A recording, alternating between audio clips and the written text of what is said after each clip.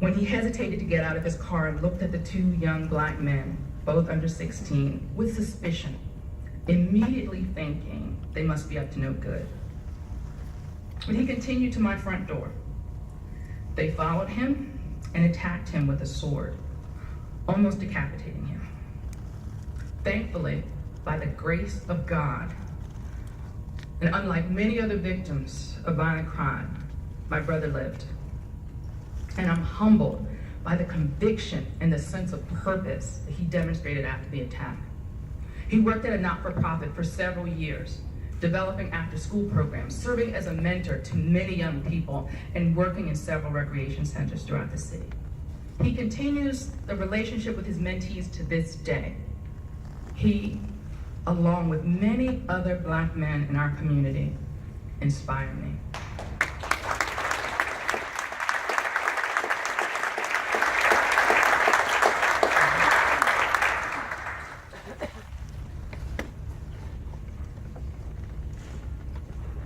I'm announcing the start of an intense focus on our African American young men. At the end of this month, I will bring together community leaders and experts for a call to action to end African American homicides. I want to thank Reverend Jamal Harrison Bryan for serving as our moderator for this inaugural forum. Through this call to action, we will recruit men committed to making a difference in the lives of our children, to serve as mentors, volunteers, tutors, job training coaches, speakers, and more. We will reach out to organizations who are already working on this issue, and we will encourage others to join. We will not do it alone. We cannot do it alone. And most importantly, we cannot afford to fail.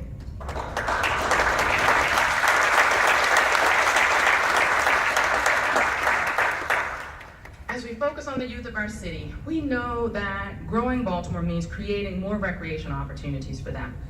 Our young people must be kept safe and engaged.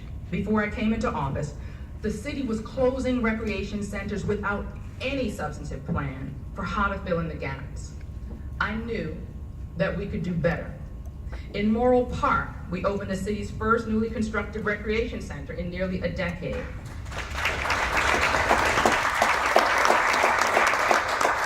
In Clifton Park, we renovated and expanded the Rita Church Center, and we're now building a new gym.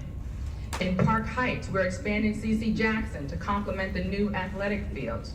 Additionally, in Cherry Hill and Cahill, we are set to break ground on new recreation centers later this year.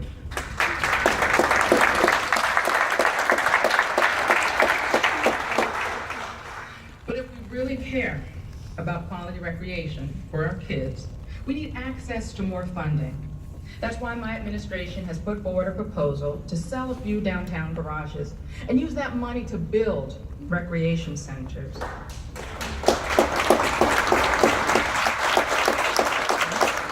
Members of the council, I call on you to bring my plan forward. We all agree that our children deserve better. This bill deserves a hearing.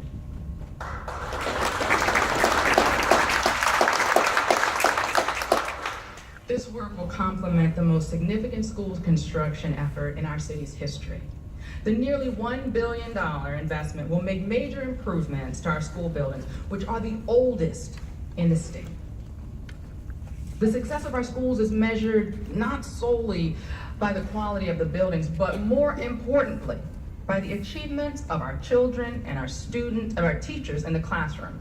And we are seeing real success. Children enrolled in our Head Start programs have improved school readiness up 11 percentage points in the past 3 years. More students are graduating from our high schools, while the city's dropout rate has declined more than 50% over the past 5 years.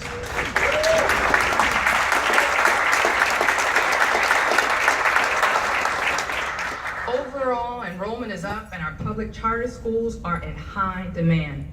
More families have confidence in the quality of our schools. This is critical if we are going to continue to grow.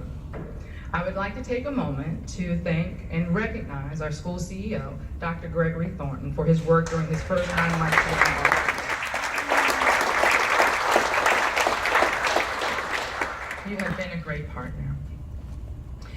while we've made major gains, the school system is facing serious challenges.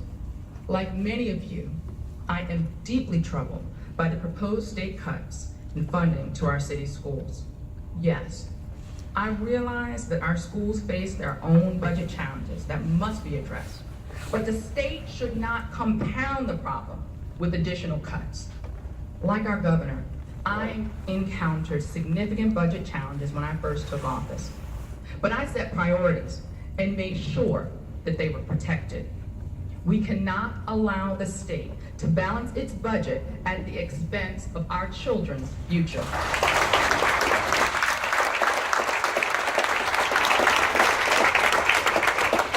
We must protect the progress that we've made.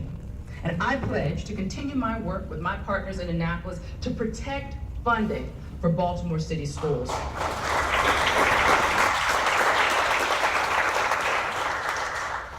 As we focus on educating our children, we must also focus on our children's health and their well-being.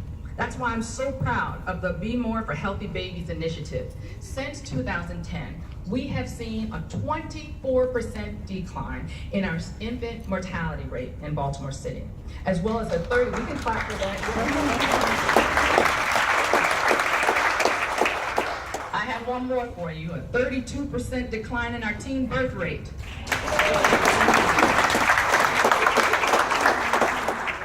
Under the leadership of our new health commissioner, Dr. Lena Wen, we will expand the Healthy Babies Initiative to school-age children.